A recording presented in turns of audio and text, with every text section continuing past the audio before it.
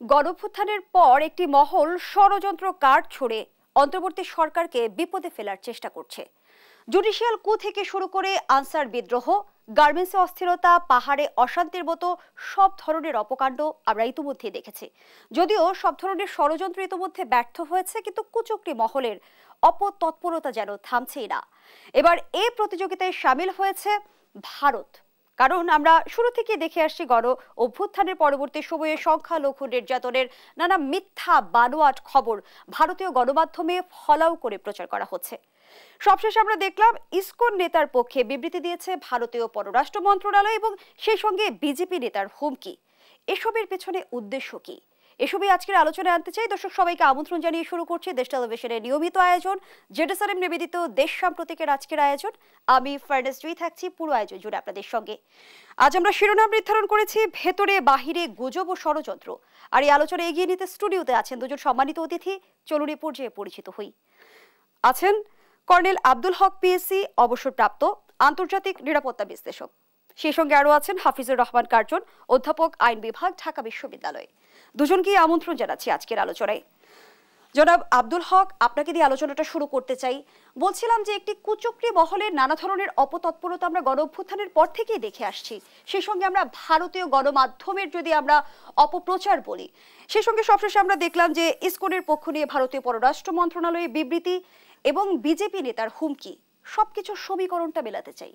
আমি প্রথমেই আপনাকে এবং দেশ টিভিকে আন্তরিক ধন্যবাদ জানাচ্ছি এজন্য যে দেশের একটা বিশেষ ক্রান্তি লগ্নে অত্যন্ত গুরুত্বপূর্ণ একটি জাতীয় নিরাপত্তা সংক্রান্ত বিষয়ে আপনারা আলোচনার অবতারণা করেছেন।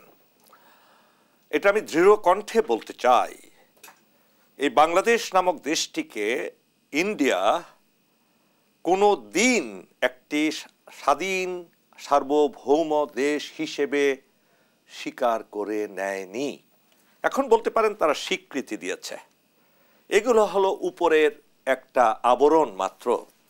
তারা প্রতিটি মুহূর্তে 1947 সালের 14 আগস্ট থেকে প্রতিটি মুহূর্তে এই দেশটিকে গলা টিপে মেরে তারা সেটাকে বক্ষণ করতে চাচ্ছে এবং সেটার বহিঃপ্রকাশ ঘটেছে একটার পর একটা ঘটনা দিয়ে।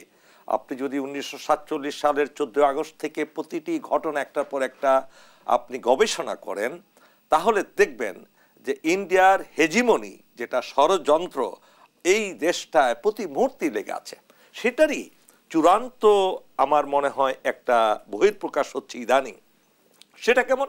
আমি পিছনে না যে বর্তমান নিকট যে অতীত সেই নিয়ে দু একটা আপনাদেরকে বলতে চাচ্ছি। এই ফ্যাসিস্ট হাসিনা, যেটা ফ্যাসিস্ট আওয়ামী লীগ, এই সরকারটা এই দলটাই গঠন করেছিল ইন্ডিয়ার অর্থায়নে, ইন্ডিয়ার সরাসরি তাদের হস্তক্ষেপে এই দলটি বাংলাদেশকে ধ্বংস করার জন্য তারা তৈরি করেছিল সেই অনেক আগে।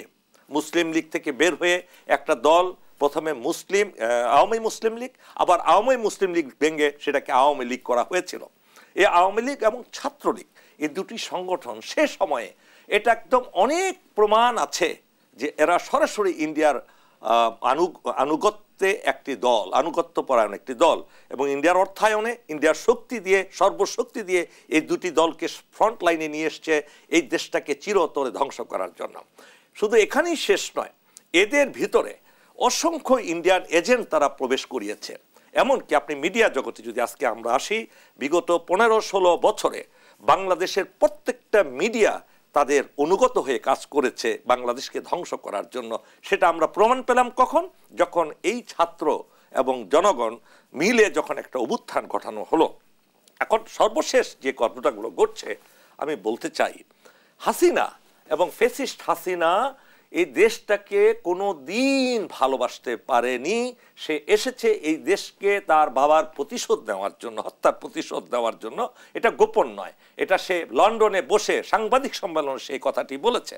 এবং তার প্রত্যেকটি কার্যক্রম, এক একটি কাজ হলো এই দেশকে চিরতরে ইন্ডিয়ার হাতে তুলে দেওয়ার জন্য। আসুন কিভাবে সেটা। তার দল বাংলাদেশের মানুষকে সর্বপ্রথম দ্বিধা বিভক্ত করে, দুই ভাগে বিভক্ত করে ফেলেছে, স্বাধীনতার পক্ষ এবং স্বাধীনতার বিপক্ষ। এটা এমনভাবে করেছে, এমনভাবে করেছে যে একজন আরেকজনের কথা শুনতে পারবে না, একজন আরেকজনকে সহ্য করতে পারবে না। এই ধরনের সিচুয়েশন প্রত্যেকটা প্রতিষ্ঠানে করেছে, স্কুল কলেজে করেছে, সর্বত্র। এটা গেল একটা দিক। তারপরে সর্বপ্রথম যে জায়গাটা হাত দিয়েছে হাসিনা, সেটা হলো বিচার বিভাগকে ধ্বংস করেছে। সে বিচার বিভাগে তার অনুগত লোকগুলোকে নিয়ে সে তার ইচ্ছামতো সেখানে নিজের লিখিত রায় শুধু বিচারপতিদের দিয়ে স্বাক্ষর করিয়েছে। এখন এই পরিস্থিতি যে সৃষ্টি হয়েছে, এটা আরো বিশাল পরিকল্পনার অংশ। সেটা কেমন? তারা জানতো এক সময় দেশের মানুষ তাদের কথা শুনবে না, তারা বেঁকে বসবে, তারা প্রতিরোধ গড়ে তুলবে। তখন তারা শুরু করলো এই দেশের সমস্ত অর্থবিত্ত, বিদেশি যত যেটাকে বলা হয় আমাদের ফরেন রেমিটেন্স বলেন, একটা দেশের সঞ্চয় বলেন, যেটাকে বলা হয় রিজার্ভকে শূন্য করে দিয়েছে। এই রিজার্ভের সমস্ত টাকাগুলো হাসিনা এবং তার দলের লোকেরা তারা এটা বিদেশে পাচার করে সেই অর্থকে এখন ব্যবহার করছে এই দেশকে ধ্বংস করার জন্য। সেই অর্থের মাধ্যমে ইসকন এবং অন্যান্য যে সমস্ত মাইনরিটি গ্রুপের যেগুলো যারা দেশকে ভালোবাসে না, তারা এই অর্থের মাধ্যমে দেশের মানুষকে প্রতারিত করছে, অর্থের লোভ দেখিয়ে আন্দোলনের কথা বলছে, ছাত্রদেরকে প্রতারিত করছে। এমনকি আপনার রিক্সাওয়ালা থেকে শুরু করে যারা দেশের বিভিন্ন খেটে খাওয়া মানুষ, তাদেরকে বিভিন্ন লোভে ফেলে দিয়ে দেশে একটা বিশৃঙ্খল পরিস্থিতি তৈরি করছে একদিকে। আরেকদিকে ইন্ডিয়ার সাথে হাত মিলিয়ে আবারও এটা করদ রাজ্য হিসেবে প্রতিষ্ঠা করার জন্য তারা করছে কি, বাংলাদেশের দুটো ইম্পর্টেন্ট জায়গা আছে, চিকেন নেক বলা হয়, আপনারা হয়তো নাম শুনেছেন কিনা জানি না। একটা হলো আমাদের পঞ্চগড়, যেটা তেঁতুলিয়া থেকে মাত্র 21 কিলো, একটা চিকন একটা জায়গায় 21 কিলোমিটার যেটা ব্যাসার্ধ প্রস্থ, সেই জায়গাটা ইন্ডিয়ার জন্য একটা ভয়ঙ্কর জায়গা। কেননা আমাদের বাংলাদেশের আর্মি কিংবা আমাদের সামরিক বাহিনী ইচ্ছে করলে এই চিকেন নেক যদি আমরা কাট অফ করে দিতে পারি, ইন্ডিয়ান 7 সিস্টার তারা না খেয়ে মরবে। এই ধরনের একটা স্ট্র্যাটেজিক লোকেশনের জন্য তারা ভয়ে ভীত হয়ে আমাদের দেশটাকে দখল করতে চায়। এবং এটা হলো একটা চিকেন নেক। আরেকটা চিকেন নেক হলো আপনারা মুহুরী নদী, যেটা আমাদের চিটাগংকে বাংলাদেশের সাথে একটা আলাদা করে দিয়েছে। এই অংশটুকু খুবই অল্প জায়গা, সেখানে হয়তো আপনারা শুনেছেন ইকোনমিক জোনে যেটা ইন্ডিয়াকে একটা বিশাল জায়গা দেওয়া হয়েছে এবং সেই জায়গার সাথে কানেক্টিভিটি করে একটা ব্রিজও তৈরি করেছে ইন্ডিয়া থেকে। এই জায়গাটা থেকে তারা ওই অংশটুকু আলাদা করতে চায়। তাহলে কি হলো, আমাদের মাথা এবং আমাদের পা দেহ থেকে আলাদা করে বাকি অংশ, যেটা আমরা কুরবানিতে গরু জবাই করি, সেই গরুর আগে পা কাটা হয়, মাথা কাটা হয়, তারপরে বডিটাকে আমরা টুকরো টুকরো করি। জনাব আব্দুল হক, সম্প্রতি কিন্তু আমরা ভারতীয় গণমাধ্যমে প্রচার হতে দেখেছি যে চট্টগ্রাম হাতছাড়া হবে বাংলাদেশের। এই প্রচারণাও কি আসলে ষড়যন্ত্রের কোনো অংশ হয়ে থাকতে পারে কিনা, আমি প্রশ্নটি আপনার কাছে রাখছি। পরবর্তী অংশে আবারও ফিরব। ধন্যবাদ জানাচ্ছি এ পর্যায়ে অধ্যাপক হাফিজুর রহমান কার্জন। একই প্রসঙ্গে আপনাকেও প্রশ্ন করতে চাই। ভারতীয় গণমাধ্যমের শীর্ষ স্থান দখল করে নিয়েছে ইসকন নেতা চিন্ময়ের গ্রেপ্তার ইস্যু। ইসকন নিয়ে এত মাথা ব্যথা কেন ভারতের, নাকি নেপথ্যে অন্য কিছু? আমি ঠিক জানি না যে আপনার ভারতীয় গণমাধ্যমে আপনাকে বুঝতে হবে যে একটা দেশের ভেতরে কিছু দায়িত্বশীল গণমাধ্যম থাকে, আবার কিছু থাকে আপনার একদম মানে ব্যাঙের ছাতার মতো। এখন আপনাকে বুঝতে হবে যে বাংলাদেশে গণমাধ্যমের কথা যখন আমরা বলি, তখন কিন্তু প্রথম আলো, ডেইলি স্টারের কথা বলি, হ্যাঁ, কারণ আপনি ক্রেডিবিলিটি, দায়িত্বশীলতা। এখন ইন্ডিয়াতে আপনার ভুইফোড় কে কী করেছে আমি জানি না, কিন্তু তাদের দায়িত্বশীল গণমাধ্যম সেটা করেছে কিনা সেটা আপনাকে বুঝতে হবে। আমরা যদি গণমাধ্যমের প্রসঙ্গ বাদও দেই, ভারতীয় পররাষ্ট্র মন্ত্রণালয়ের বিবৃতি পর্যন্ত আমরা দেখেছি এবং বিজেপির এক নেতার হুমকি পর্যন্ত আমরা দেখেছি। এখন ভারতীয় পররাষ্ট্র মন্ত্রণালয়ের যে বিবৃতি সেটা আমি দেখেছি, এবং এইখানে আপনার মানে কিছু মিসিং লিঙ্ক আপনাকে সেটা বুঝতে হবে। আরেকটা হচ্ছে কিছু মিসআন্ডারস্ট্যান্ডিং। কারণ বিষয়টা হচ্ছে যে আপনি যখন ইসকনের কথা বললেন, আপনি প্রথম আলোতে দেখবেন যে আপনি ইন্টারনেটে গেলেই ইসকন কিন্তু বলেছে যে এই যে সনাতনী জাগরণ মঞ্চ, এই দুটো কিন্তু আলাদা সংগঠন। অনেকেই, আমি আজকে যেটা খুব মানে আনফর্চুনেট যেটা আমি লক্ষ্য করলাম, যে অধিকাংশ মানে দায়িত্বশীল জায়গা থেকে অনেক রাজনৈতিক দল তারা এই দুটো বিষয়কে এক করে ফেলেছেন। ইসকন একটা সংগঠন, সেটা গ্লোবাল অর্গানাইজেশন, হ্যাঁ, বৈশ্বিক একটা সংগঠন। আর আপনার সনাতনী জাগরণ মঞ্চ, এটা হচ্ছে এখানকার যে সংখ্যালঘু ধর্ম সম্প্রদায়, তাদের মন্দিরে হামলা হয়েছে, তাদের বাড়িঘরে হামলা হয়েছে, সেইটার প্রতিবাদে তারা একটা ইয়ে করছে। এটা কিন্তু আমি একটু যোগ করতে চাই, আমি যেটা বলছেন, একটা মন্দিরও হামলা হয় নাই, একটা মানুষের গায়েও হাত তোলা হয় নাই মাইনরিটি। আমি জানি না এই তথ্যটা উনি কোত্থেকে পেলেন, এটা আমি মনে করি একটা সম্পূর্ণ ওনার মুখ দিয়েও দেশের ষড়যন্ত্রের একটা কথা। আচ্ছা, আপনার কথাটা আপনি বলেন ভাই, আপনার কথাটা আপনি বলেন, আমার কথাটা আমি বলি। আপনি সম্পূর্ণ দেশের স্বার্থের বিরুদ্ধে কথা বলছেন, একটা মিথ্যা তথ্য দিয়েছেন আপনি। প্রথম আলো ডেইলি স্টারকে বললেন আপনি মেইন স্ট্রিমের। Prothom Alo Daily Star is the enemy to Bangladesh. They are ruining this country. They have done so much. Please, my brother, you are teacher of Dhaka University. Unfortunate that you are saying that saying of India. You are saying the saying of ISKCON. You are ISKCON-কে আপনি বলছেন আন্তর্জাতিক একটা সংগঠন। আমরা যদি অধ্যাপক হাফিজুর রহমান কার্জনের ব্যাখ্যাটা আপনি বলেন, আমার কথাটা আমি বলি। আপনি যে কথাগুলো বলেছেন, সেটা কোন কথা বলবেন সেটা আপনি যে কথাগুলো বলেছেন সেগুলো ভীষণ রকম সাম্প্রদায়িক, আপত্তিকর, এবং আপনার কথার কোনো রেফারেন্স নাই। আমি আপনাকে রেফারেন্স দিচ্ছি, এই দেখেন। আপনি দিবেন ইন্ডিয়ান রেফারেন্স, প্রথম আলো আর ইন্ডিয়ার রেফারেন্স আমি দিচ্ছি না, প্লিজ লেট মি সে। আপনি গতকালকে প্রথম আলোতে প্রকাশিত হয়েছে, আমি একটু পড়ে শোনাই। এখানে আপনার যুক্তরাজ্যে অল পার্টি আপনার parliamentary group for the Commonwealth, তারা একটা প্রতিবেদন দিয়েছে পররাষ্ট্রমন্ত্রী ডেভিড লেমিকে, যুক্তরাজ্য, ইউকে। প্রতিবেদনে বলা হয়েছে শেখ হাসিনার সরকারের পতনের পর বাংলাদেশে 2000-এর বেশি নৃশংসতার ঘটনার প্রমাণ পাওয়া গেছে, এবং সতর্ক করে বলেছে যে বাংলাদেশের বর্তমান সরকার প্রতিশোধ নেওয়ার জন্য আইন ও বিচার ব্যবস্থাকে হাতিয়ার হিসেবে ব্যবহার করতে পারে। এছাড়া শেখ হাসিনার পতনের পর বাংলাদেশে ইসলামী চরমপন্থীদের উত্থানের বিষয়টি নিয়ে সতর্ক করেছেন তারা। এবং এখানে আরও বলা হয়েছে যে 2021 সালের জনশুমারি অনুযায়ী ইংল্যান্ড এবং ওয়েলসে মানে ইউকে মানে আপনার ব্রিটিশ বাংলাদেশি বাস করেন 6,44,881 জন। এইটা হচ্ছে তার ইউকের যে পপুলেশন তার 1.1%।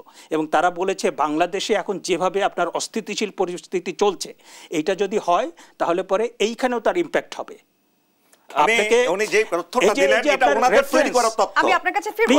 আপনি কথা বলবেন না। আমি আমাকে যে if you allow me to make a presentation, প্রত্যেকটা লাইনে অথেন্টিক মানে আমি রেফারেন্স দিব। আপনি যদি একটা ইন্ডিয়ার এখানে তো আপনি এসেছেন টক শো করতে এসেছেন, আপনি তো you are for the first time আমার মনে হয়। I have not seen you. এবং আপনি first time here but I am please আমাকে একটু কথা বলতে দেন। আমি বলছি যে but you don't talk against the country's interest. Can you show me single example in Chittagong কোন মন্দিরে মুসলমানরা? আচ্ছা শুনেন বলি, আপনি কত রেফারেন্স চান? How many reference do you want? আপনি টক শো, আপনি একটা জায়গা, আপনি তো শিষ্টাচারী জানেন না। আপনি একটা জায়গায় কথা বলতে হলে আপনি যখন কথা বলেছেন আমি কথা বলেছি, আপনি যখন কথা বলেছেন আমি কথা বলেছি, আমার কথা বলতে আপনি কথা বলছেন। আমি বলছি যে আপনি আপনার কথা বলেন, আমি আমার কথা বলি। দেশের বিরুদ্ধে কথা বলেন না, দেশের বিরুদ্ধে কথা বলছি না, দেশের বিরুদ্ধে কথা বলছি না।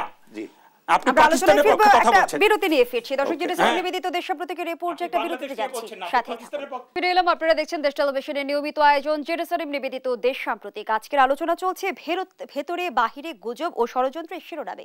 আবারও ফিরছি আলোচনায়। অধ্যাপক হাফিজুর রহমান কার্জন, যে আলোচনায় আমরা ছিলাম, তবে কি চিন্ময়ের পেছনে আওয়ামী লীগ ও বিজেপি?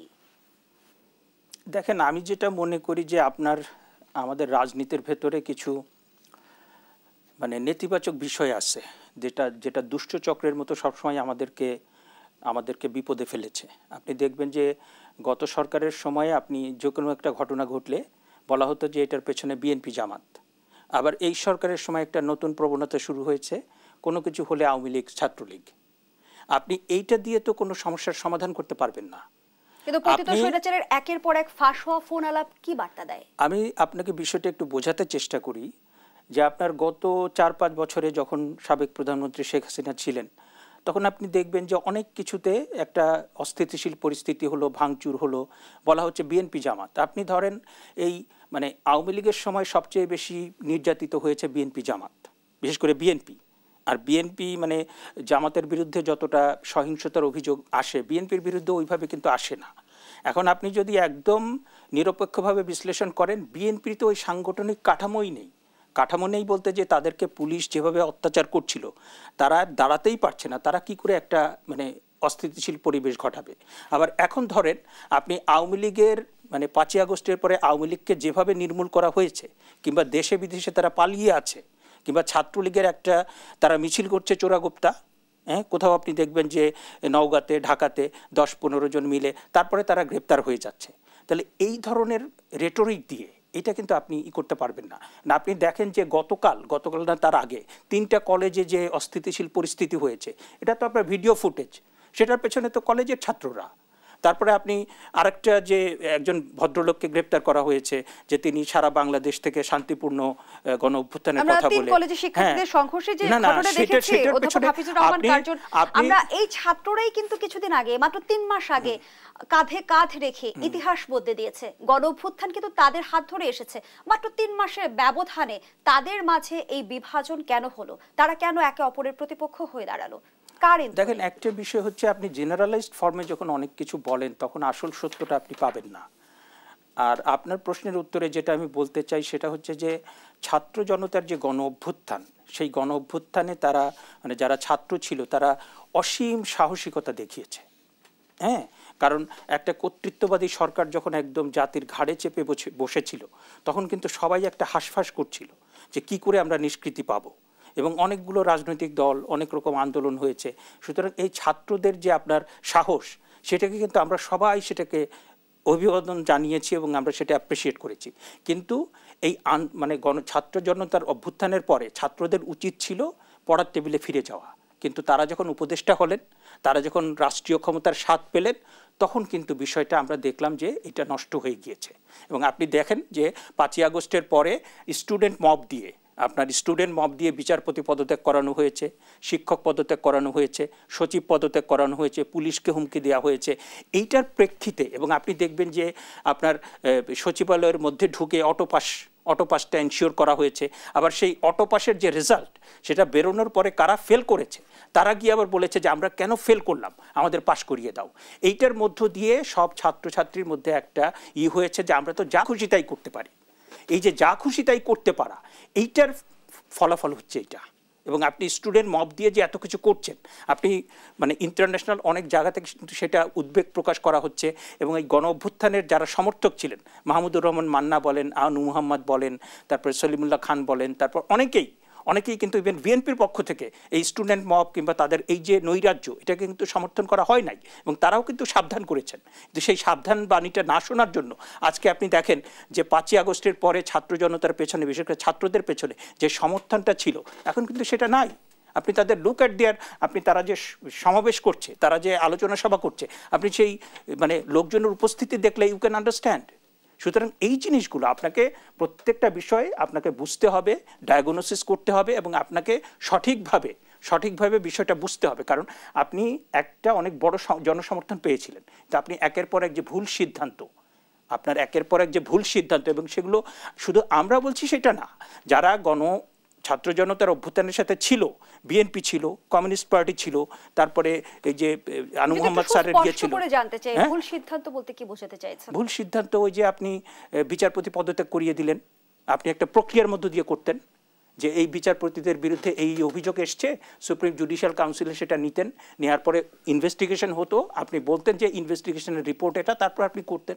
আপনি স্টুডেন্ট মব দিয়ে করিয়ে দিলেন, আপনি শিক্ষক পদত্যাগ করিয়ে দিলেন, এবং কতজন শিক্ষক তো আপনার হার্ট ফেল করে মারা গিয়েছে। আপনি পুলিশ কাজ করছে না, আপনার সিভিল অ্যাডমিনিস্ট্রেশন কাজ করছে না, দেশের ভেতরে তো সবাই একটা আপনি মির্জা ফখরুল ইসলাম আলমগীর 5 সদস্যের নিয়ে দেখা করেছেন। হ্যাঁ, তো আপনি আলোচনায় ফিরবো পরবর্তী অংশে। ধন্যবাদ জানাচ্ছি জনাব আব্দুল হক। এই যে আমরা বিভিন্ন ঘটনা বা ইস্যুকে কেন্দ্র করে দেখছি কথায় কথায় মব তৈরি হয়ে যাচ্ছে, সংকটকে আরো বাড়াচ্ছে। আপনি যে বিষয় নিয়ে আজকে শুরু করেছিলেন, দুঃখজনক হলে সত্য, এই কথাটা খুব স্পষ্ট হয়ে যাচ্ছে বাংলাদেশে যে আওয়ামী লীগের মতো একটা ফ্যাসিস্ট দল পৃথিবীতে দ্বিতীয় একটি নয়। এই দলটি সকল সীমা লঙ্ঘন করেছে, বাংলাদেশ না সারা বিশ্বের ইতিহাসে। হাসিনা এমন একটি ফ্যাসিস্ট মাফিয়া, তার তুলনা পৃথিবীতে কারো সাথে নেই। তার সফলতা হলো এই, বিভিন্ন বিশ্ববিদ্যালয়ে তারা ঠিক তাদের মতো ফ্যাসিস্ট লোক তৈরি করেছে অনেক, যারা এই দেশকে ভালোবাসে না।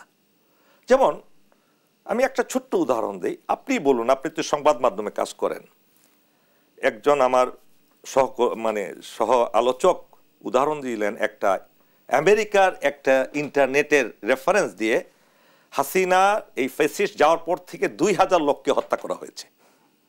আপনি বলুন, আপনি তো এই দেশ টিভিতে, বোরের কাগজ, এই সংবাদ মাধ্যমে কোথাও কি আপনারা এই হিসাব দেখাতে পারবেন যে 2000 লোককে হত্যা করা হয়েছে?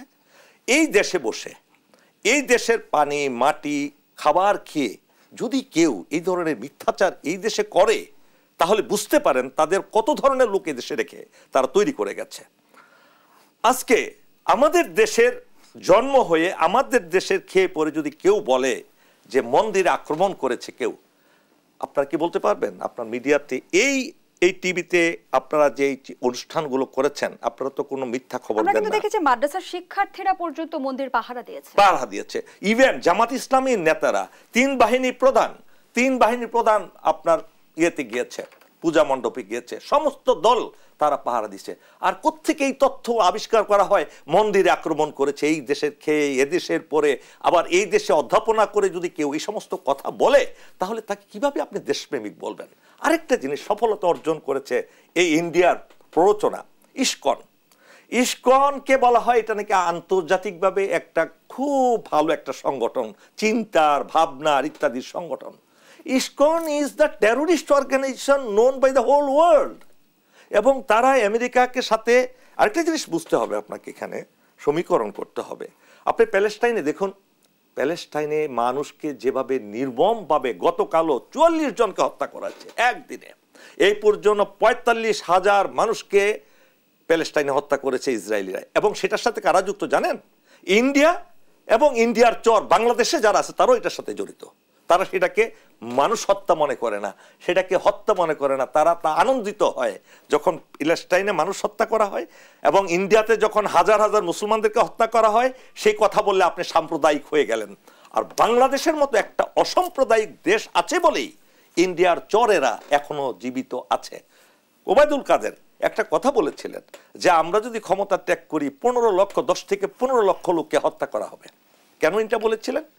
এই জন্য বলেছিলেন যে এই 15 লক্ষ লোক এই দেশের অসংখ্য মানুষকে হত্যা করেছে। তারা বাংলাদেশের 2000-এর উপরে মানুষকে গুম করা হয়েছে, যাদের কোনো হিসাব এখনো নেই। আপনার ক্রস ফায়ারে দিয়েছে অসংখ্য লোক, অসংখ্য পরিবার পৃথিবী থেকে বিদায় হয়ে গেছে, ঘরে ঘরে তারা আক্রমণ করেছে। এবং যারাই সরকারের বিরুদ্ধে কথা বলতো গত 14-15 বছরে আপনাদের এই দেশ টিভিতেও একজনও দেশের পক্ষে কথা বলার লোক আনেননি, এনেছেন ইন্ডিয়ার নির্দেশে, ফেসিবাদের নির্দেশে। আপনারা সেই ধরনের লোকগুলোকে এখানে প্রচারণা করার জন্য আপনারা নিয়ে এসেছেন, কারণ আপনাদের উপর বাধ্যবাধকতা ছিল। আপনারা ইচ্ছা করে তা করেননি, কিন্তু আপনাদেরকে ইম্পোজ করা হয়েছিল যে অমুককে আনা যাবে না, অমুককে আনা যাবে না, অমুককে আনতে হবে, অমুককে আনতে হবে। এটা তো বাস্তবতা, এটাই বাস্তবতা, এটা অস্বীকার করতে পারবেন না। আপনারা আপনাদের টিভি অথরিটি জিজ্ঞেস করেন। আজকে আমি আপনাদের টিভিতে এসছি, আমি যখন 2012 সালে 11 সালে কয়েকটা টিভিতে আমি যখন অনুষ্ঠান করতাম আমার নামে, তখন সরকার থেকে বলা হলো একে যাতে কোনো টিভি অনুষ্ঠানে আনা না হয়। তারা কথায় কথায় একটা শব্দ বলে সাম্প্রদায়িক। এই শব্দটাই একটা সাম্প্রদায়িক কথা। সাম্প্রদায়িক বাংলাদেশ এটা হতেই পারে না। বাংলাদেশের এমন একটা দেশ পৃথিবীর ইতিহাসে এত সুন্দর, এত আপনার নিরহংকার এবং নিরাপদ দেশ আরেকটাও নাই। এখানে কেউ বলতে পারবে না আমরা হিন্দু, বৌদ্ধ, খ্রিস্টান কাউকে কোনো ভেদাভেদ করি। যদি করতাম তাহলে বাংলাদেশ ইন্ডিয়ার মতো হতো প্রত্যেকদিন। কারা কি উদ্দেশ্যে সাম্প্রদায়িক উস্কানির চেষ্টা করছে? এটা দেশকে অস্থিতিশীল করার জন্য আরেকটা চক্রান্ত। তারা লোক সৃষ্টি করেছে এই সব কথাগুলো বলার জন্য। এবং ডেইলি স্টার আর প্রথম আলোকে যারা সম্পূর্ণ একমাত্র বাংলাদেশের একটা অথেন্টিক সোর্স অফ ইনফরমেশন বলে, তারাই এটার সাথে জড়িত এবং তারা সংঘবদ্ধভাবে। আপনি আজকে দেখুন, আমি যদি একটা আর্টিকেল লিখে আগামীকাল কিন্তু ডেইলি স্টার ছাপাবে না, কিংবা প্রথম আলো ছাপাবে না, তারা ছাপাবে ইন্ডিয়ার পক্ষে গেল কোনটা। এবং আজকে তো এটা প্রমাণিত সত্য, ডেইলি স্টার তারাই এই যে আপনার ইয়েতে করেছে, এই যে সমস্ত জঙ্গি নাটকগুলো করেছে। ভালো একটা ছেলেকে রাস্তা থেকে ধরে নিয়ে 7 দিন পরে তাকে জঙ্গি বলে ফাইন করে মেরে দেওয়া হয়েছে। এই মুনির, তারপরে আরো যারা ইয়েতে ছিল, ডিবিতে ছিল, তারা এই কাজগুলো করেছে বাংলাদেশে। ইভেন কিন্তু সম্প্রতি প্রথম আলো ডেইলি স্টারের কার্যালয়ের সামনে হামলা ভাঙচুর করা হয়েছে, এই বিষয়গুলো সমর্থন করেন কি? আমি অবশ্যই সমর্থন করি না। কোনো কোনো এজিটেশন আই ডোন্ট লাইক। কেননা আমাদের দেশটা হলো নন এজিটেশনের একটা দেশ, আমরা শান্তিপ্রিয় মানুষ। যদি শান্তিপ্রিয় না হতাম তাহলে তো এই 5ই আগস্টের পরে হাজার হাজার না লক্ষ লক্ষ লাশ পড়ার কথা ছিল। যারা হত্যা করেছে তাদের প্রতি কি কোনো আমরা প্রতিশোধ নিয়েছি বলুন? এখনো তো অধ্যাপনা করছে ঢাকা ইউনিভার্সিটিতে যারা এই দেশ বিরোধী লোক, যারা এই দেশের বিরুদ্ধে এই দেশের খায় কিন্তু আপনার প্রশংসা গায়, ছাতা বাংলাদেশে বৃষ্টি হলে তারা দিল্লিতে ছাতা তোলে। এই ধরনের লোক তো এখনো আছে বাংলাদেশে। যদি আমরা প্রতিশোধ পরায়ণ হইতাম জাতিটা, তাহলে আওয়ামী লীগের 15 লক্ষ লোক অবশ্যই তাদের দলীয় যে সেক্রেটারি জেনারেল তার কথা মতো তো। ধন্যবাদ জানাচ্ছি জনাব আব্দুল হক। অধ্যাপক হাফিজুর রহমান কার্জন, সাম্প্রতিক সময়ে আমরা গণমাধ্যমের স্বাধীনতার উপর নানাভাবে আক্রমণ হতে দেখেছি, এই বিষয়টি নিয়ে আপনার পর্যবেক্ষণ জানতে চাই। আরেকটি প্রশ্ন আছে, আমরা এই বিষয়টি আজকে উত্তরটি নিয়ে তারপর আসছি। এই বিষয়ে আপনার গণমাধ্যমের স্বাধীনতা সম্পর্কে আচ্ছা, একটা বিষয় হচ্ছে যে গণমাধ্যমের স্বাধীনতা, এই বিষয়টা আপনি দেখবেন যে বর্তমান সময়ে বাদ দিয়ে আপনি একদম বাংলাদেশের প্রথম থেকে যদি গত 53 বছর ধরেন, মানে এইটা একটা সামগ্রিক আলোচনা যে গণমাধ্যম সবসময় তারা চেষ্টা করে যে বস্তুনিষ্ঠ সংবাদ পরিবেশন করার জন্য, হ্যাঁ, এবং সেটা সব গণমাধ্যম পারে না, এবং সেইখানে কিন্তু আমরা দায়িত্বশীলতার কথা বলি। হ্যাঁ, আপনি দেখবেন যে একটা সময়ে পাকিস্তান সময়ে বাংলাদেশে এই বাংলা দুটো পত্রিকা ছিল, একটা ইত্তেফাক আর একটা সংবাদ, আর ইংরেজি পত্রিকা ছিল অবজারভার। ওই যে আপনার অথেন্টিসিটির কথা যেটা বলা হচ্ছে, ক্রেডিবিলিটি, মানে যে কেউ যে কোনো একটা পত্রিকা বের করে আপনার বলে দিল, খবর প্রকাশ করে দিল, সেটা কিন্তু না। একটা গণমাধ্যম মানে আপনি সেটা মানুষের গ্রহণযোগ্যতা, মানুষের বিশ্বাসযোগ্যতা সেটা অর্জন করতে কিন্তু সময় নেয়, এবং সেইটা একটা সময় ছিল ইত্তেফাক, তারপরে আপনার সংবাদ, আর একটা ছিল অবজারভার।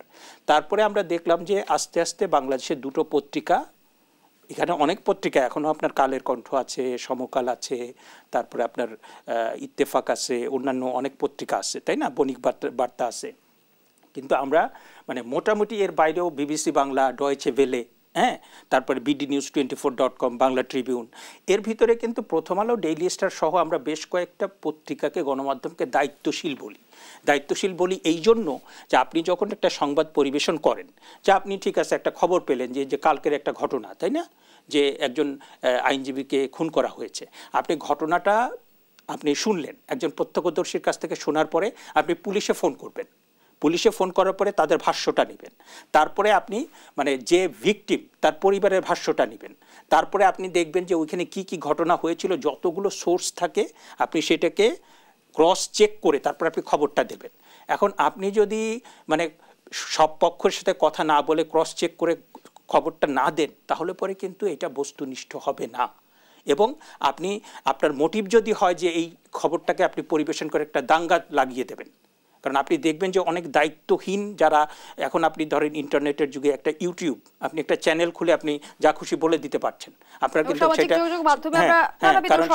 কারণ আপনি দেশের কোনো মানে রেগুলেটরি অর্গানাইজেশন নাই সেটাকে কন্ট্রোল করতে পারে। হ্যাঁ, এটা আপনার গ্লোবালি যে তাদের অথরিটি তারা কন্ট্রোল করতে পারে, তাদের কিছু পলিসি থাকে। এখন বিষয়টা হচ্ছে যে দায়িত্বশীলতা, সেটা সংবাদ মাধ্যমের ক্ষেত্রে হতে পারে, সেটা শিক্ষা প্রতিষ্ঠান হতে পারে, সেটা রাজনৈতিক দল হতে পারে, যে কোনো ক্ষেত্রে একটা দায়িত্বশীল কোনো কিছু গড়ে উঠতে কিন্তু সময় লাগে। এবং আপনি গণমাধ্যমের যে স্বাধীনতার কথা বললেন, আপনি দেখবেন যে দল মত নির্বিশেষে সবসময় সরকার, দলীয় সরকার হতে পারে, সামরিক সরকার হতে পারে, তত্ত্বাবধায়ক সরকার হতে পারে, তারা চায় যে আপনার তাদের পক্ষে খবরটা প্রকাশিত হোক, কিংবা এমন কোনো খবর প্রকাশিত না হোক যাতে করে তার বদনাম হয়। হ্যাঁ, এই জন্য কিন্তু সবসময় আপনি দেখবেন গণমাধ্যমের সাথে এস্টাবলিশমেন্টের একটা কনফ্লিক্ট থাকে।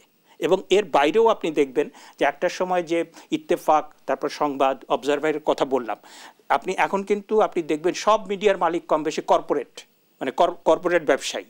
এখন প্রশ্নটা হচ্ছে যে যখন আপনার বস্তুনিষ্ঠ সংবাদের বিষয়টা আসবে এবং আপনার কর্পোরেট ইন্টারেস্ট, আপনি দেখবেন যে কোনো কোনো পত্রিকা আমরা দেখেছি যে ন্যাক্কারজনকভাবে যে এই গ্রুপের পত্রিকা এটা, ওই গ্রুপের পত্রিকা এটা, তাদের বিজনেস ইন্টারেস্টে যে যুগান্তরের সাথে কালের কণ্ঠ, হ্যাঁ, কিংবা নাম না বলি, এরকম আপনি দেখবেন। সুতরাং সেইখানে কিন্তু আপনার ওই যে সংবাদ মাধ্যমের যে মানে বস্তুনিষ্ঠ সংবাদ পরিবেশনের বিষয়টা আবার আরও একটা বড় বিতর্ক, যে আপনি সংবাদ এটা কি আপনার মানে একটা সোশ্যাল কমিটমেন্ট নাকি এটা কমোডিটি, এইটাও তো একটা রুটি রুজির এটা অনেক কিছু মিলে কিন্তু একটা গণমাধ্যম আপনার। আমরা প্রায়শই গণমাধ্যমের স্বাধীনতার কথা বলি, কিন্তু আদতে গণমাধ্যম স্বাধীনতা কতটা ভোগ করতে পারে? কিন্তু আমার তারপরেও যেটা মনে হয়, বিরতি থেকে ফিরে এসে বিস্তারিত শুনবো। দর্শক, জেরুজালেম নিবেদিত দেশ সাম্প্রতিকের এই পর্যায়ে আবারও বিরতিতে যাচ্ছি, সাথেই থাকুন। বিরতির পর আবারও আমন্ত্রণ জানাচ্ছি, আপনারা দেখছেন দেশ টেলিভিশনের নিয়মিত আয়োজন জেরুজালেম নিবেদিত দেশ সাম্প্রতিক। আমরা আবারও ফিরছি আলোচনায়।